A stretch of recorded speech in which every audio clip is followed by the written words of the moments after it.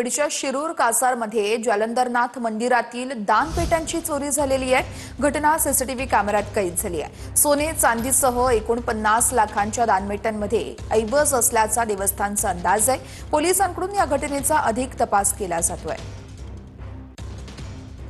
या घटनेचा सीसीटीव्ही देखील आता समोर आलेला आहे आणि याच आधारे पोलिसांकडून पुढील तपास केला जातोय।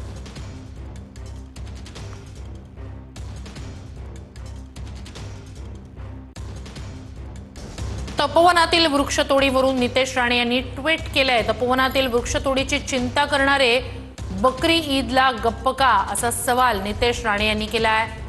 ईदला बकरी कापण्याला विरोध करताना दिसत नाही असं नितेश राणे यांनी म्हटलंय। तर नितेश राणे यांची एक्सवरची ही पोस्ट, तपोवनातील वृक्षतोडीची चिंता करणारे पर्यावरणवादी ईदला बकरी कापण्याला विरोध करताना दिसत नाहीत, तेव्हा गप्प का, सर्वधर्म समभाव प्रश्नचिन्ह अशी पोस्ट नितेश राणे यांनी केली आहे। विवाह सोहळ्यानिमित्तानं राज ठाकरे 2 दिवस दिल्ली दौऱ्यावर असतील। अमित ठाकरे यांच्या मेहुण्याचा उद्या दिल्लीत विवाह सोहळा पार पडणार आहे।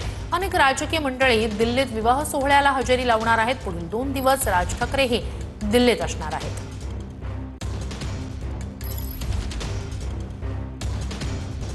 बातमी महत्वाची आहे। नाशिक अहमदाबाद मार्गावर पुन्हा मोठी वाहतूक कोंडी झाली। पेठ जवळच्या सावन घाटात 14 तासांपासून वाहतूक कोंडी आहे। एका वाहनाचा अपघात झाल्यानं या ठिकाणी वाहतूक ठप्प झाल्याची माहिती आहे।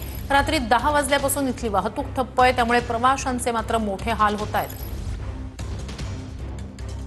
तर नाशिक अहमदाबाद महामार्गावर मोठी वाहतूक कोंडी झालेली आहे। काल रात्री 10 वाजल्यापासून या ठिकाणी अपघातामुळे वाहतूक ठप्प झालेली आहे। पेठ जवळच्या सावन घाटातली ही दृश्य आपण पाहतोय। वाहनांच्या लांबच लांब रांगा लागल्यात। एप्रिल 2026 पूर्वी मुंबई गोवा महामार्गाचं काम पूर्ण होणार असं केंद्रीय मंत्री नितीन गडकरी यांनी म्हटलंय। मुंबई गोवा महामार्गाचं 89% काम पूर्ण झाल्याची माहिती सुद्धा त्यांनी दिली आहे। मुंबई गोवा महामार्गावरून केंद्रीय रस्ते वाहतूक मंत्री नितीन गडकरी यांनी लोकसभेत हे आश्वासन दिलंय। मुंबई गोवा महामार्गाच्या कामात दिरंगाई झाल्याचं मान्य करत असल्याचंही त्यांनी यात म्हटलंय। 23 वर्षापासून रखडलेला मुंबई गोवा महामार्गासाठी आता नवी मुदत देण्यात आली। ये रास्ता 2009 में शुरू हुआ और मैं मंत्री 2014 में बना हूँ, तो ये पुराने स्टेट पीडब्ल्यूडी के उस समय की सरकार को दिया हुआ था, उन्होंने शुरू किया। यहाँ लैंड एक्विजिशन के प्रॉब्लम थे, अभी तक बहुत कॉन्ट्रैक्टर बदल गए। क्या कारण है मालूम नहीं, काफ़ी कार्रवाई भी की गई, पर अब लगभग 89% काम पूरा हुआ है और इस साल अप्रैल के अंदर ये कंप्लीट रोड पूरा होगा और इसमें कोई तकलीफ नहीं होगी। और इसको बहुत डिले हुआ है, मैं स्वीकार करता हूँ।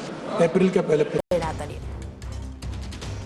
ये रास्ता 2009 में शुरू हुआ और मैं मंत्री 2014 में बना हूँ, तो ये पुराने स्टेट पीडब्ल्यूडी के उस समय की सरकार को दिया हुआ था, उन्होंने शुरू किया।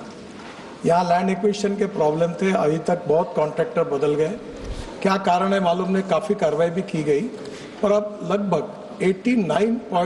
89% काम पूरा हुआ है और इस साल अप्रैल के अंदर ये कंप्लीट रोड पूरा होगा और इसमें कोई तकलीफ नहीं होगी। और इसको बहुत डिले हुआ है, मैं स्वीकार करता हूँ।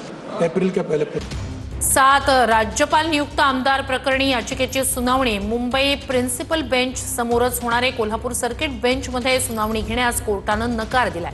हे प्रकरण अखत्यारीत येत नसल्याचं कोल्हापूर सर्किट बेंचचं म्हणणं आहे। सुनावणी मूळ कार्यक्षेत्रात होणार असं कोल्हापूर सर्किट बेंचकडून स्पष्ट करण्यात आलंय। अधिक या सगळ्या संदर्भात जाणून घेऊया आपले प्रतिनिधी